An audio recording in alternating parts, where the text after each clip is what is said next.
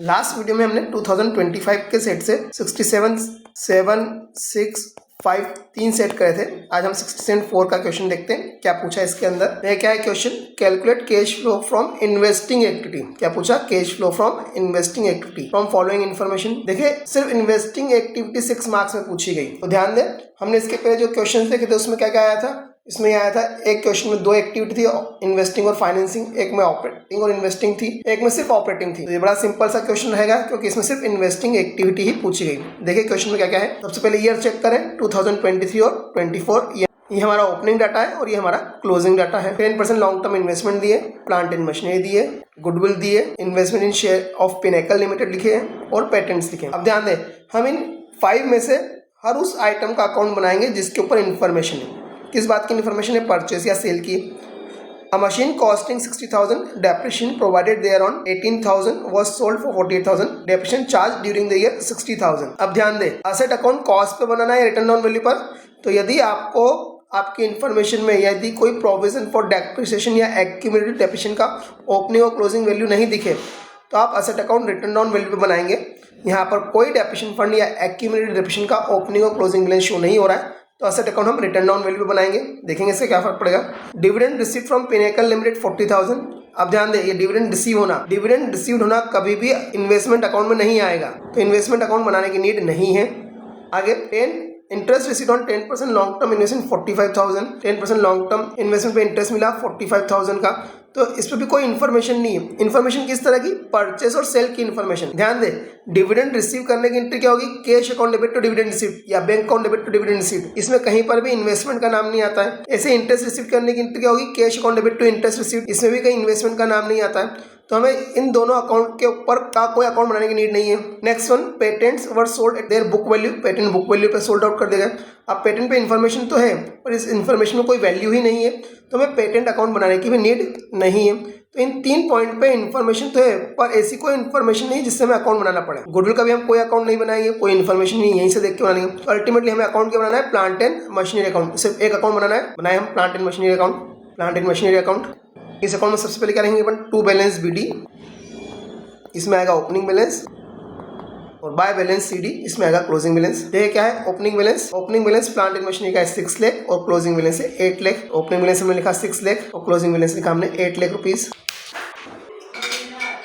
Information दिया, machine costing 60,000 depreciation provided on 18,000 was sold for 48,000 में बेची। असेट जो बेची उसे हम क्रेडिट साइड में बाय बैंक के नाम से कितने बेची, 48,000 रुपीज में बेच दी। अब देखिए यहाँ पर स्टूडेंट मैक्सिमम क्या मिस्टेक करते हैं, दो डेप्रिसिएशन लिखते हैं। Depreciation charge during the year 60,000 और जो असेट बेची उसका डेप्रिसिएशन 18,000। दोनों डेप्रिसिएशन कभी नहीं आएंगे, दोनों में से एक ही डेप्रिसिएशन आएगा। यदि asset account return down value पे बन रहा है जैसे कि इस क्वेश्चन में, तो करंट ईयर का डेप्रिसिएशन यहाँ पर आएगा बाय डेप्रिसिएशन। कितना डेप्रिसिएशन है, 60,000, ये 60,000 यहाँ लिखेंगे।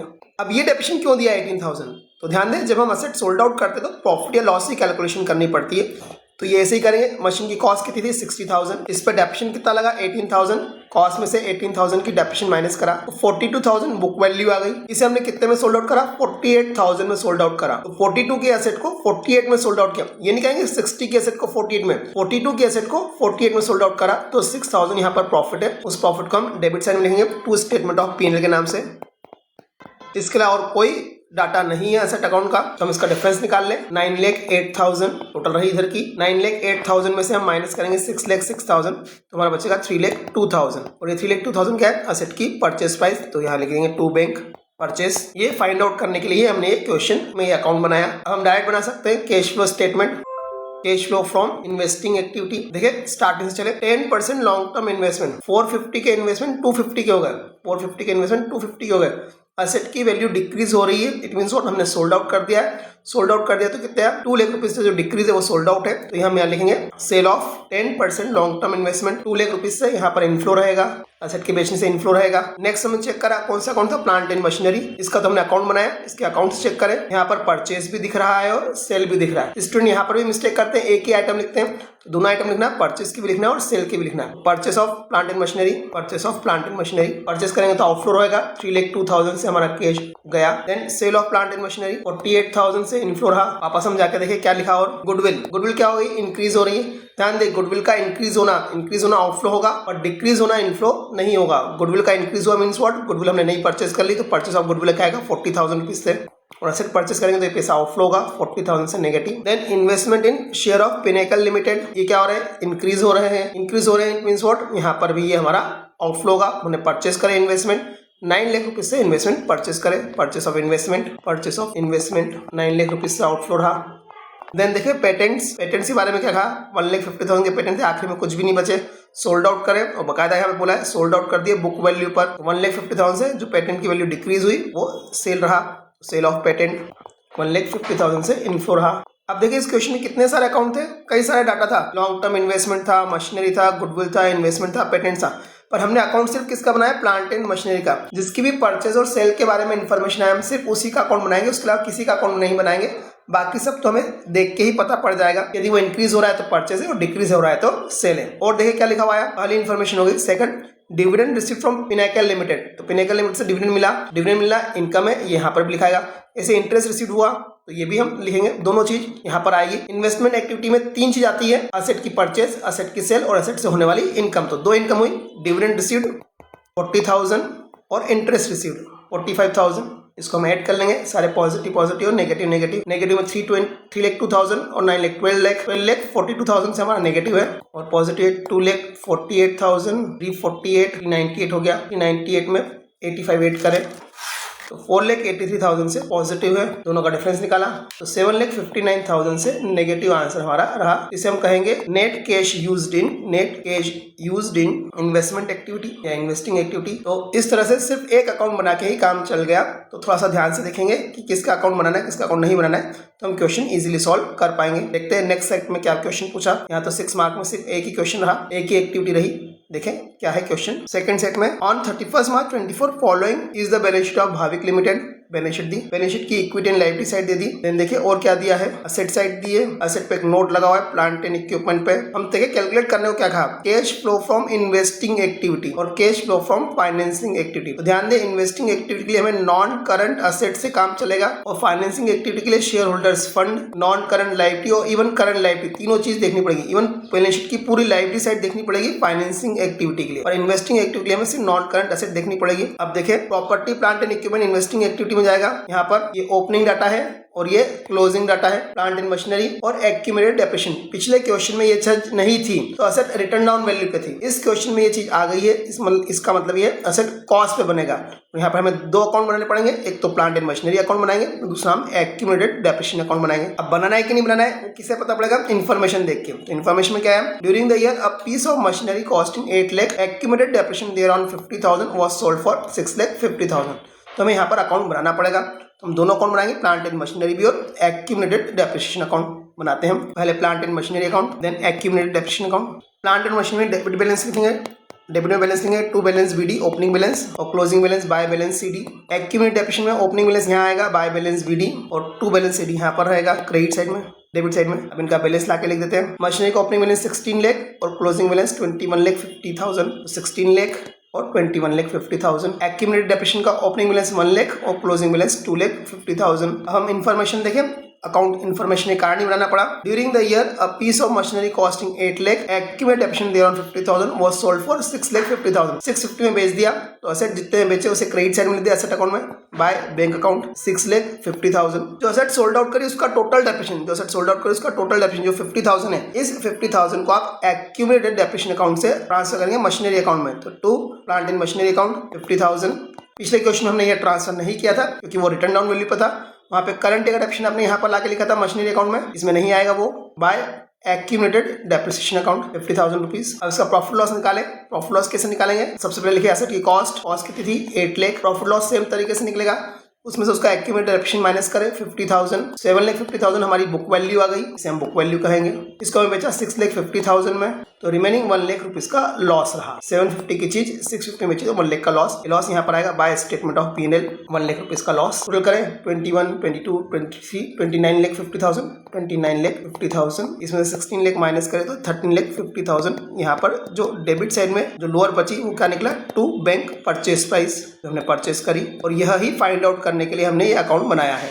देन एक्यूमुलेटेड डेप्रिसिएशन अकाउंट से भी देखें क्या निकला, 3 लाख रुपीज 3 लाख में से 1 लाख माइनस करेंगे तो 2 लाख रुपीज यहाँ पर निकला डेप्रिसिएशन ऑफ करंट ईयर। ये कहलाएगा bye depreciation of current year. Investing activity में और फाइनेंसिंग एक्टिविटी में इस वैल्यू की कोई नीड नहीं होती है, ऑपरेटिंग में इसकी नीड होती है। तो यदि अकाउंट ना भी बनाते तो चल जाता, पर स्टूडेंट जज नहीं कर पाते कौन सा अकाउंट बनाए या कौन सा अकाउंट नहीं बनाए, इसलिए हम दोनों अकाउंट बना लिए। और कौन से अकाउंट बनाना है या नहीं बनाना है पिछले क्वेश्चन में मैंने बड़े अच्छे से बताया, जिसपे कोई इन्फॉर्मेशन नहीं वो अकाउंट ना बनाए। अब वापस देखें हम हमारी बैलेंस शीट को। बैलेंस शीट में हमारी नॉन करंट एसेट से ही इन्वेस्टिंग एक्टिविटी बनेगी, ध्यान रखना नॉन करंट एसेट से इन्वेस्टिंग एक्टिविटी बनेगी। इसमें प्रॉपर्टी प्लांट एंड इक्विपमेंट का हमने अकाउंट बना के देख लिया, वहां से लाएंगे। और एक और चीज जिसका अकाउंट नहीं बनाया, नॉन करंट इन्वेस्टमेंट। अब नॉन करंट इन्वेस्टमेंट यहाँ पर हमारी ये ओपनिंग वैल्यू है और ये क्लोजिंग वैल्यू है। नॉन करंट इन्वेस्टमेंट क्या हो रहे हैं, डिक्रीज हो रहे हैं। डिक्रीज हो रहे हैं मतलब सोल्ड आउट करा है, बिना अकाउंट बनाए हम चेक कर सकते हैं। यदि ये कम हुए तो सोल्ड आउट है, बढ़ गए तो परचेस है, कम हो रहे तो सोल्ड आउट हो गए। और प्रॉपर्टी प्लांट एंड इक्विपमेंट का नोट हम जब देखा था तो उसमें क्या था, प्लांट एंड मशीनरी, जिसका हमने अकाउंट बना लिया। तो इन दो चीजों से ही हमारा क्या बन जाएगा, हमारा बन जाएगा cash flow from investing activity. Cash flow from investing activity account से हमें क्या मिला, हमने परचेस किया 13,50,000 और सेल लिया 6,50,000। तो purchase of plant and machinery 13,50,000 purchase करेंगे तो आउटफ्लो होगा। Sale of plant and machinery 6,50,000 इससे इनफ्लो रहेगा। देन सिर्फ इस अकाउंट पे ना देखे, बैलेंस शीट में जाके देखे नॉन करंट एसेट की कैटेगरी में क्या था, तो नॉन करंट एसेट की कैटेगरी में एक और था नॉन करंट इन्वेस्टमेंट, जो डिक्रीज हुआ। और डिक्रीज हुआ तो हमने माना ये सेल है, sale of non current investment, sale of non current investment 1 lakh rupees के। यहाँ पर एक आइटम और आती है, परचेस और सेल के साथ साथ एक आइटम और आती है। वो आइटम क्या होती है, असेट या इन्वेस्टमेंट से होने वाली इनकम। इन्वेस्टमेंट से होने वाली इनकम, तो वो इनकम के लिए कहाँ देखना चाहिए, हमें इन्फॉर्मेशन में देखना चाहिए। इन्फॉर्मेशन में कोई इनकम नहीं है। और यदि यहाँ पर इसके साथ परसेंटेज लगा होता तो हम उस परसेंटेज से कैलकुलेट कर लेते, पर कोई परसेंटेज भी नहीं है तो कोई इनकम यहाँ पर नहीं है। हम बस टोटल कर ले, हमारा आंसर आ जाएगा। तो 1350 से नेगेटिव और 750 से पॉजिटिव, तो 6 लाख रुपीज से हमारा नेगेटिव आंसर आया। निकला cash used in investment activity 6 lakh rupees. अब हम बनाते हैं cash flow from financing activity. Cash flow from financing activity, normally financing activity के लिए कोई अकाउंट नहीं बनाना पड़ता है, पर पूरी बैलेंस शीट की लायबिलिटी पार्ट को पूरा ध्यान से देखना पड़ता है। देखिए बैलेंस शीट के लायबिलिटी पार्ट में क्या क्या रहा। बैलेंस शीट के लायबिलिटी पार्ट में क्या है, शेयर कैपिटल है, ये इंक्रीज हो रहा है। Reserve and surplus, reserve and surplus के नोट को देखना चाहिए। रिजर्व एंड सरप्लस के नोट में हमें यदि सिक्योरिटी प्रीमियम मिलता है तो वो हमारे काम का है, तो रिजर्व एंड सरप्लस का नोट देखें। रिजर्व एंड सरप्लस के नोट में क्या था, स्टेटमेंट ऑफ P&L, यहाँ पर कोई रिजर्व एंड सरप्लस नहीं है तो नहीं आएगा। देन वापस हम जाके देखें नेक्स्ट आइटम क्या है, long term borrowing. Long term borrowings को जाके देखें हम, लॉन्ग टर्म बोरोइंग में हमें क्या दिख रहा है, 10% डिबेंचर दिख रहे हैं, ये डिक्रीज हो गए, ठीक है। देन करंट लायबिलिटी में ट्रेड पेबल है, जिससे हमें कोई मतलब नहीं है। शॉर्ट टर्म प्रोविजन से भी कोई मतलब नहीं है। ध्यान दें, करंट लायबिलिटी में यदि बैंक ओवरड्राफ्ट हो, शॉर्ट टर्म लोन्स हो, तो हम उसे फाइनेंसिंग एक्टिविटी में लेंगे। तो शेयर होल्डर्स फंड में शेयर कैपिटल आएगा। नॉन करंट लायबिलिटी में से लॉन्ग टर्म बोरोइंग्स आएंगे। करंट लायबिलिटी में यदि बैंक ओवरड्राफ्ट और शॉर्ट टर्म लोन होते तो वो भी फाइनेंसिंग एक्टिविटी में आता है। तो इस बार ये आइटम तो फाइनेंसिंग एक्टिविटी में नहीं आएंगे। तो हम देखें शेयर कैपिटल इंक्रीज हो रही है 2 लाख रुपीज से, तो इनफ्लो होगा, और डिबेंचर डिक्रीज है तो आउटफ्लो होगा। ये दो आइटम तो हमें दिख गई, तो हम ये तो लिख दें। तो क्या कहलाएगा, शेयर कैपिटल इंक्रीज होना तो issue of share 2 lakh rupees से, और रिडम्पशन ऑफ डिबेंचर, डिबेंचर कम हुए मीन्स रिडम्पशन हुआ 4 लाख रुपीज से नेगेटिव। लायबिलिटी बढ़ेगी तो इनफ्लो होगा, डिक्रीज होगी तो आउटफ्लो होगा। अब देखिए डिबेंचर के साथ हमने देखा था यहाँ पर 10% लगा हुआ है। मैंने आपको इन्वेस्टमेंट के साथ देखने को बोला था, तो वहां तो नहीं था, पर डिबेंचर के साथ लगा हुआ है। मीन्स व्हाट, आपको इंटरेस्ट कैलकुलेट करना है। अब इंटरेस्ट कैलकुलेट करना है तो वैल्यू कौन सी वैल्यू पे इंटरेस्ट कैलकुलेट करें, 10 लाख पे कि 6 लाख पे। तो इसके लिए देखो कुछ हिंट दी क्या, तो बिल्कुल दिया है। डिबेंचर्स फॉर रिडीम ऑन 31/3/24, 31/3/24 को डिबेंचर रिडीम हुए, इस डेट को डिबेंचर रिडीम हुए। यहाँ पर एक रूल होता है, यदि चेंज क्लोजिंग डेट पे हो तो कैलकुलेशन करें ओपनिंग डेट पे, और चेंज यदि ओपनिंग डेट पे तो कैलकुलेशन करें क्लोजिंग डेट पे। बड़ी इजीली इसको आप याद रख सकते हैं। चेंज क्लोजिंग डेट पे हो तो कैलकुलेशन करें ओपनिंग डेट पे, और चेंज यदि क्लोजिंग डेट पे हो तो कैलकुलेशन करें ओपनिंग डेट पे। तो यहाँ पर चेंज हुआ क्लोजिंग डेट पे, तो हमें कैलकुलेशन करना है ओपनिंग डेट पे। 10 लाख के डिबेंचर पे हम 10% से इंटरेस्ट पे करेंगे, तो यहाँ पर कहलाएगा interest paid on debenture. Interest paid on debenture 10 lakh का 10% 1 लाख रुपीज आउटफ्लो। 5 लाख से आउटफ्लो है, 2 लाख से इनफ्लो, अल्टीमेटली 3 लाख रुपीज से यहाँ पर आउटफ्लो है। इसे हम लिखेंगे cash used in investing activity. तो इस तरह से ये भी हमारा क्वेश्चन सॉल्व हुआ, जिसमें दो एक्टिविटी थी, इन्वेस्टिंग और फाइनेंसिंग। अब देखते हैं 6713 सेट में क्या क्वेश्चन पूछा गया। ए और बी अलग अलग दे रखे, इट मींस व्हाट, दो अलग अलग इन्फॉर्मेशन है, दो अलग अलग चीज पूछी। क्या पूछा, कैश फ्लो इन्वेस्टिंग एक्टिविटी से पूछा, और क्या पूछा, कैश फ्लो फाइनेंसिंग एक्टिविटी से पूछा। इन्वेस्टिंग से पूछा और फाइनेंसिंग से पूछा। तो बकायदा हम यहाँ पर इसका अकाउंट बनाते हैं, इसे हम सॉल्व करते हैं। देखते हैं सॉल्व करने में क्या है। मशीनरी एट कॉस्ट दे रखी है और एक्यूमुलेटेड डेप्रिसिएशन दे रखा है, तो दोनों अकाउंट बनाने पड़ेंगे। क्यों बनाने पड़ेंगे? क्योंकि information machine costing 50,000 on which accumulated depreciation was 20,000 was sold at A profit of 10%। ठीक है, तो बड़ा अच्छा पॉइंट है यहाँ पर। पहले हम इन्वेस्टिंग एक्टिविटी को सॉल्व करते हैं, फिर फाइनेंसिंग की बात करते हैं। तो देखिए इन्वेस्टिंग एक्टिविटी के लिए दो अकाउंट बनाने पड़ेंगे, एक तो मशीनरी अकाउंट, दूसरा accumulated depreciation account. Machinery account का बैलेंस ओपनिंग बैलेंस इधर आएगा, to balance BD, closing balance इस side, by balance CD। Accumulated depreciation का ओपनिंग बैलेंस इस साइड, बाय बैलेंस BD और क्लोजिंग बैलेंस इस साइड, टू बैलेंस CD। अब जरा देखिए ईयर किस वे में दिए हैं, ईयर 23 दिया और 24 दिया। इट मीन्स व्हाट, ये ओपनिंग बैलेंस है और ये क्लोजिंग बैलेंस है। सबसे पहले ईयर पे ध्यान देना चाहिए। तो opening balance 3 lakh, closing balance 3,80,000, 3 lakh opening balance और 3,80,000 closing balance. Then accumulated depreciation का ओपनिंग बैलेंस 45, क्लोजिंग बैलेंस 62, 45,000 और 62,000। देन अब हम इन्फॉर्मेशन पे आए, अ machine costing 50,000 on which accumulated depreciation was 20,000 was sold at A profit of 10%। Machine बेची है, इस बार कितने में बेची है ये गायब है, तो हम ढूंढेंगे। उसके ऊपर एक्यूमुलेटेड डेप्रिसिएशन 20,000 था, तो ये 20,000 यहाँ से ऊपर ट्रांसफर हो जाएगा टू मशीनरी अकाउंट 20,000 और मशीनरी में आएगा बाय एक्यूमुलेटेड डेप्रिसिएशन। अब इसकी सेलिंग प्राइस फाइंड आउट करना है। तो देखो मशीनरी की कॉस्ट कितनी थी, 50,000 इसकी कॉस्ट थी। इस पर डेप्रिसिएशन कितना चार्ज हुआ, 20,000 चार्ज हुआ। तो ये कहलाएगी बुक वैल्यू। ध्यान दें, ये क्या कहलाएगी, बुक वैल्यू। अब जब भी वो प्रॉफिट लॉस कैलकुलेट करने को बोले तो इस बुक वैल्यू पे प्रॉफिट लॉस कैलकुलेट करना है। 10% के प्रॉफिट बेची, तो इस बुक वैल्यू के 10% प्रॉफिट में 3,000 के प्रॉफिट पे सोल्ड आउट करा, मीन्स व्हाट 33,000 रुपीज में इसको हमने सोल्ड आउट करा। तो क्वेश्चन में सेलिंग प्राइस हाइडिंग थी, हमने सेलिंग प्राइस इस तरीके से निकाली। यहाँ लिखा बाय बैंक 33,000 और यहाँ पर जब प्रॉफिट होगा तो डेबिट में आएगा two statement of P&L 3,000 rupees. हमने एक आइटम फाइंड आउट करी सेलिंग प्राइस। अब इसी से हम परचेस प्राइस भी फाइंड आउट करें, 4,33,000, इसमें से माइनस करेंगे 3,03,000, तो 1,30,000 हमारे यहाँ पर परचेस प्राइस निकल के आई।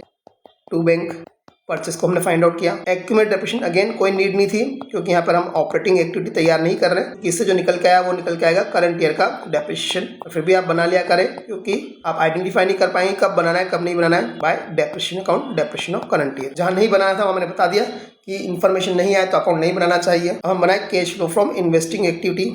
देखिए इस cash flow from investing activity में क्या आएगा, कुछ भी आइटम नहीं है, सिर्फ क्या रहा, हमने मशीनरी को सोल्ड आउट किया, परचेस किया और सोल्ड आउट किया। तो ये परचेस 1,30,000, परचेस ऑफ मशीनरी 1,30,000, ये आउटफ्लो रहा, और सेल ऑफ मशीनरी ये इनफ्लो रहा 33,000 का। अल्टीमेटली 97,000 रुपीज का आउटफ्लो रहा। इसे हम कहेंगे cash used in investing activity. हम तैयार करते हैं फाइनेंसिंग एक्टिविटी। फाइनेंसिंग एक्टिविटी में इंटरेस्ट पेड ऑन डिबेंचर है 40,000, यहीं पर ही सॉल्व कर लेते हैं शॉर्टली। इक्विटी शेयर क्या हो रहे हैं, इंक्रीज हो रहे हैं, तो ये कहलाएगा issue of share. 4 lakh rupees से पॉजिटिव, लाइबिलिटी बढ़ती तो इनफ्लो होता है। डिबेंचर कम हुए तो रिडम्पशन ऑफ डिबेंचर कम होना आउटफ्लो होगा। अब देखिए सिक्योरिटी प्रीमियम इंक्रीज हुई है, तो शेयर कैपिटल चैप्टर पढ़ के पता पड़ेगा आपको कि शेयर इशू करते तो प्रीमियम पे इशू करते हैं। शेयर प्रीमियम का बढ़ना, सिक्योरिटी प्रीमियम का बढ़ना भी क्या कहलाएगा, प्रीमियम रिसीव्ड 40,000। देन 11% डिबेंचर, इसका 11% कैलकुलेट करेंगे नहीं करेंगे, तो ये कब कैलकुलेट करेंगे, जब इंटरेस्ट की वैल्यू नहीं दी है। पर यहाँ पर तो इंटरेस्ट की वैल्यू दे रखी है 40,000, तो ये इंटरेस्ट हम लिख देंगे interest paid on debenture, interest paid on debenture 40,000 rupees से इंटरेस्ट पेड ऑन डिबेंचर दिया 40,000, तो 40,000 ये आउटफ्लो रहा। तो यहाँ पर 40 से 40 कैंसिल हो गए, 4 लाख में से 1 लाख 3 लाख रुपीज। ये कहलाएगा आपका cash flow from financing activity 3 lakh rupees. तो ध्यान दें फाइनेंसिंग में नॉर्मली अकाउंट नहीं बनाने पड़ते हैं, क्योंकि उसमें कोई इन्फॉर्मेशन नहीं आती है। पर इन्वेस्टिंग एक्टिविटी में यदि एसेट के परचेज सेल की इन्फॉर्मेशन आ जाए तो हमें उसका अकाउंट बना के जरूर देखना चाहिए। नेक्स्ट आगे की वीडियोस में अभी हमने करा 2025 के क्वेश्चन करें, आगे के वीडियोस में 2024 के क्वेश्चन भी सॉल्व करेंगे। इन्हें सिर्फ आप देखे नहीं बल्कि खुद मन से इनको सॉल्व भी करते रहे तो आपकी प्रैक्टिस रहेगी। जितनी ज़्यादा प्रैक्टिस करोगे एग्जाम में उतने टाइम जल्दी आप क्वेश्चन सॉल्व कर पाओगे और करेक्टली क्वेश्चन सॉल्व कर पाओगे। एग्जाम में अकाउंट के पेपर में टाइम शॉर्ट ही तब पड़ता है जब हमारी प्रैक्टिस नहीं होती है। यदि प्रैक्टिस करेंगे तो हम हमेशा टाइम पे पेपर कंप्लीट कर पाएंगे। आशा करता हूँ इन वीडियो से आप लोगों को कुछ हेल्प मिल रही होगी।